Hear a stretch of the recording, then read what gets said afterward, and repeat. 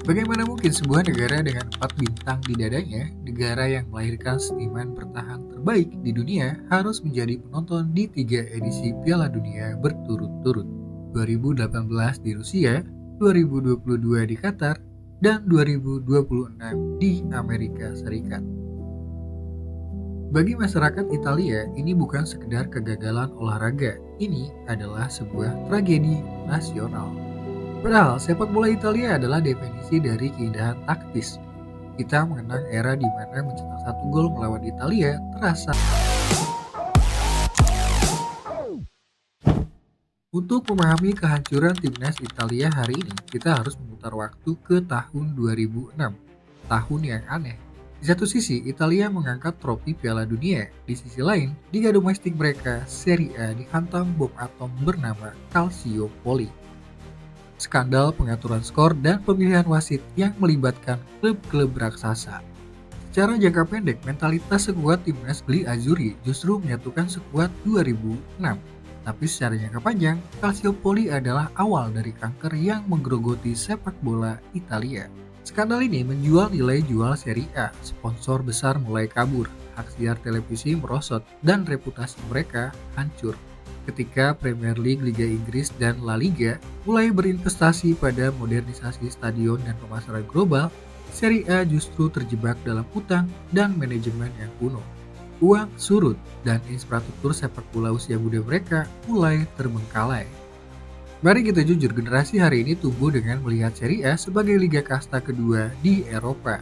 Tapi ingatkah, pada era 90-an hingga pertengahan 2000-an, Serie A adalah pusat semesta sepak bola. Jika kamu ingin melihat bek terbaik dunia, kamu harus melihat Paolo Maldini. Jika kamu ingin melihat kreativitas murni, kamu harus melihat Francesco Totti dan Andrea Pirlo. Dan jika kamu ingin mencari magis di lini depan, kamu harus melihat Alessandro Del Piero dan Filippo Inzaghi. Mengapa era itu melahirkan begitu banyak legenda? Karena klub-klub Serie A berani mempercayai talenta lokal. Maldini debut di AC Milan saat usianya baru beranjak 16 tahun. Totti adalah pangeran Roma sejak remaja. Bandingkan dengan hari ini, Serie A modern dipenuhi oleh pemain asing berharga murah demi mengejar kesuksesan instan atau keuntungan pajak. Akibatnya, ruang bagi talenta lokal Italia untuk berkembang di level tertinggi menjadi sangat sempit. Italia tak lagi memproduksi striker mematikan atau playmaker jenius. Mereka mengalami krisis identitas taktis. Selain taktik dan talenta, ada satu elemen abstrak yang hilang dari timnas Italia saat ini. Semangat juang keras kepala dan kepemimpinan karismatik. Ketika Italia memenangkan Piala Dunia 2006 atau bahkan saat menjuarai Euro 2020 yang sempat memberi harapan palsu, mereka memiliki pemimpin di ruang ganti, seseorang yang tahu caranya menang, dan yang lebih penting, tahu caranya agar tidak kalah. Gianluigi Buffon, dia bukanlah seorang kiper. Dia adalah batu karang spiritual tim. Ketika Buffon, Chiellini, dan Bonucci mulai menua dan pensiun, Italia kehilangan jangkar moral mereka.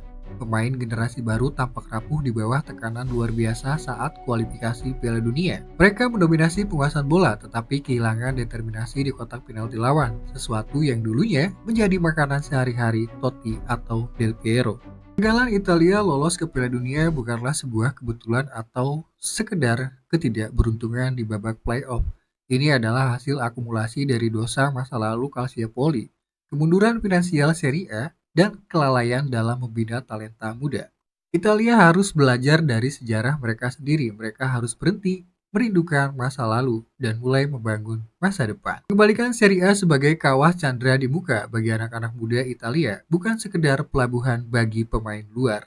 Karena sepak bola tanpa Italia selalu terasa ada yang kurang dan dunia merindukan biru yang perkasa itu kembali.